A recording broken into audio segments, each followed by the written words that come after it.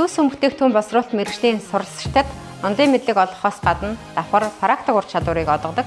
Практик ур чадварыг олгохдоо бид Монгол улсад үйл ажиллагаа явуулдаг томоохон сүү боловсруулах үйлдвэрлэлтэй хамтран ажиллахаас гадна өөрийн гэсэн сүү боловсруулах үйлдвэртэй юм а.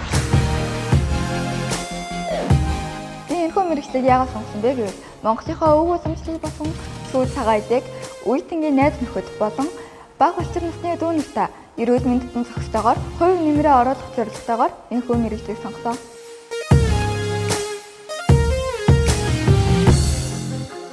Өөрийн гэсэн үйлдвэртээ бид хасаав тогтолцоог нэвтрүүлэн ажилласан нь бол бидний давуу тал юм. За сургууль маань ерөнхийдөө сургалт, судалгаа, эрдэм шинжилгээ, үйлдвэрлэл гэсэн зохис сургалт явуулдгаараа онцлог. Сонгосон мэргэжлийнхаа дагуу онлайн мэдлэгийг авахаас гадна сургуулийнхаа лабораторид дүн шинжилгээ хийж, сургуулийнхаа үйлдвэрт дадлагт гарч бүтээгдэхүүн үйлдвэрлэх нь надад давуу талтай санагдсан. Тийм болохоор би сургуультай дуртай.